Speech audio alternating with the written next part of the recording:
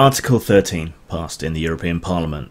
I predicted it wouldn't, and it did.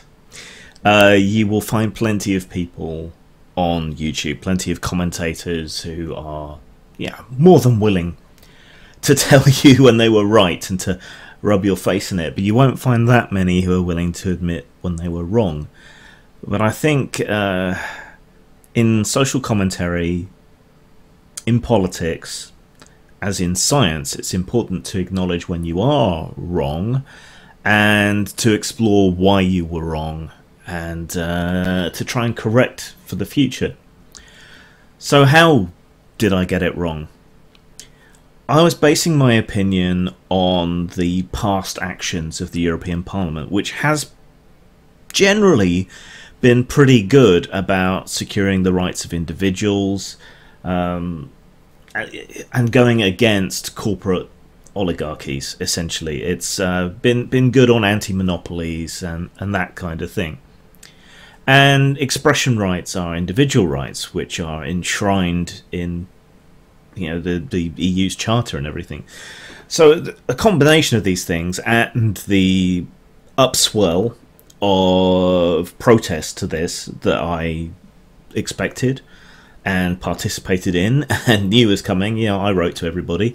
I thought a combination of these things and the protest coming from the internet companies, plus the past track record, would be enough to ensure that this would not pass. And yet it has. So why? I think there's pressure the other way than the tech companies coming from music companies, film companies, IP holders, basically, and they have been consolidating their power for some time. You look at Disney, you look at Warner Brothers, they're now enormous. And the trend over time, since the beginning of the 20th century, really, with the advent of mass popular media like radio, television, and so on, and cinema, has been to increasingly curtail the right to fair use, public properties going into the public domain, that sort of thing.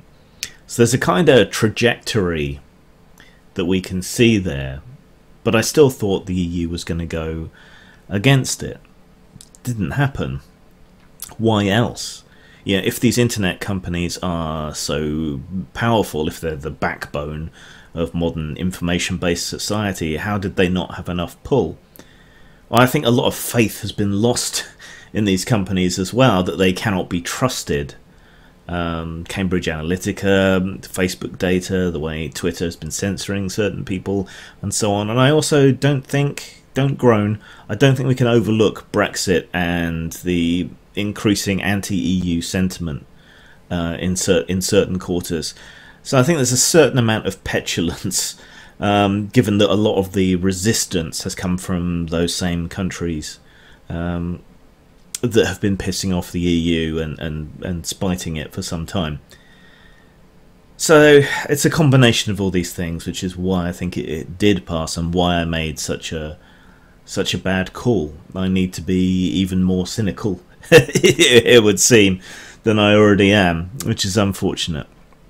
This does have far-reaching implications. It has essentially done away with safe harbour rules for internet companies.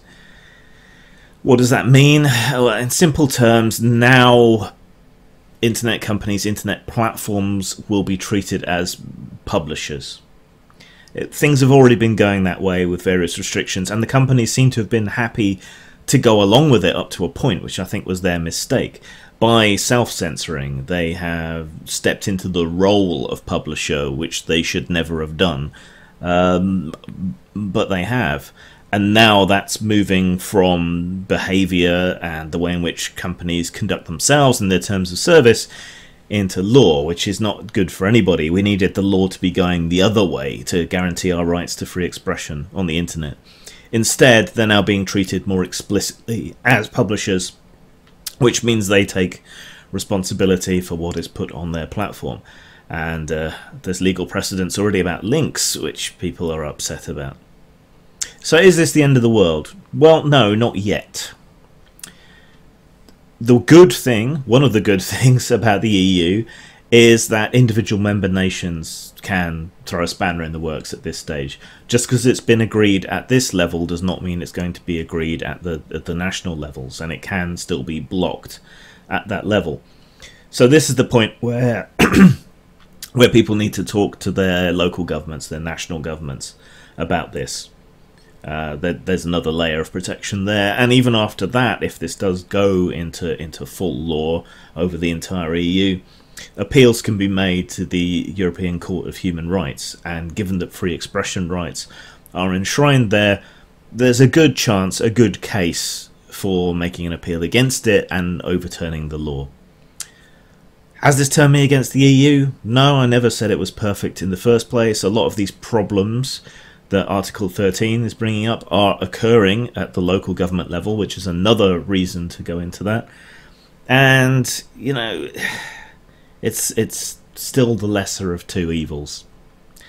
And unfortunately, that's all the political choice we ever seem to get. But yeah, I was wrong, and I'll be reassessing the way that I think about things as a result of that in the future. And hopefully you guys appreciate that. Sang.